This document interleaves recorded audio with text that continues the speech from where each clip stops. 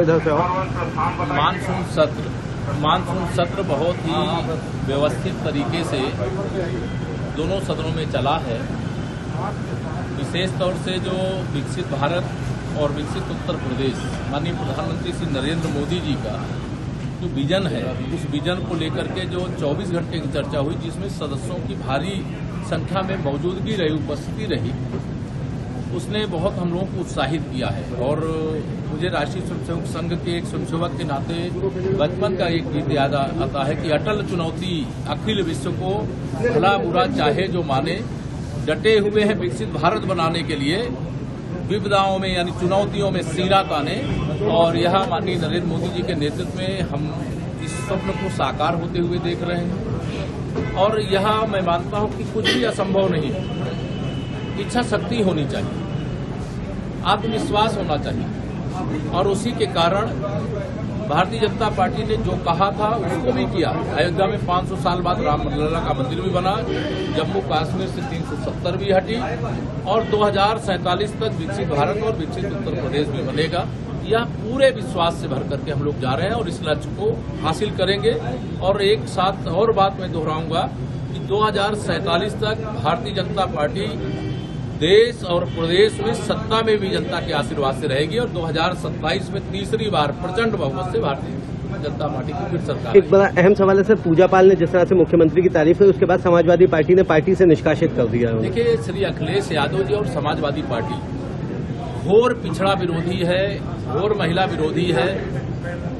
श्री अखिलेश यादव जी और उनका परिवार ये चाहता है कि उनके परिवार के अलावा जितने भी हैं वो सैफई परिवार की गुलामी करें। कोई गुलामी नहीं करेगा। सबके पास भारतीय जनता पार्टी सबका स्वागत करती, सबका साथ, सबका विकास, सबको सम्मान, सबको स्थान देने का काम करती है। ये एक महिला का अपमान किया, एक पिछड़े वर्ग का अपमान किया है। वो एक विधायक की विधवा के रूप में, मैं उस प्रयागराज का रहने वाला हूँ, इनको क्या उस माफिया अतीक अहमद जो इस दुनिया में नहीं है, अपने कर्मों के कारण इस दुनिया में नहीं है, क्या वो अंसारी और अतीक से इनका लेना देना है? ये केवल इनका दर्द मुख्यमंत्री जी की तारीफ नहीं है, इनका दर्द जिन अपराधियों के बल पर ये सत्ता में आए थे उनकी तारीफ क्यों, उनके बारे में क्यों बोल दिया कि तुम माफियाओं को मिट्टी में मिला दिया। अगर कर्म करोगे ऐसे तो उनकी सजा भगवान देने वाला है।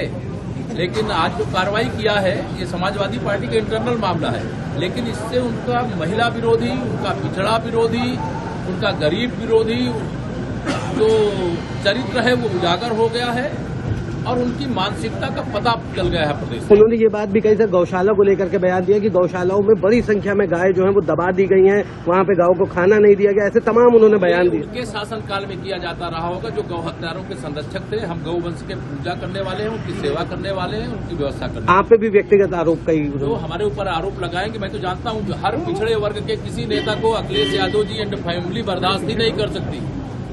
जितना अपमान उन्होंने देश में श्री राहुल गांधी एंड कंपनी ने मोदी जी का किया, और जितना अपमान, जितने अपशब्दों का प्रयोग निरंतर सैफई खानदान श्री अखिलेश यादव जी की अगुवाई में मेरे लिए और अन्य पिछड़े वर्ग के जो भी नेता उनके लिए किया, इतना कोई नहीं करता। ये चाहते कि इनका खानदान पिछड़े वर्ग के नाम पे यही मलाई काटते रहें और यही सत्ता में बने रहें और लोग इनको वोट देते रहें। ये सत्ता से तो विदा हो ही गए हैं, अब विपक्ष से भी विदा हो जाएंगे।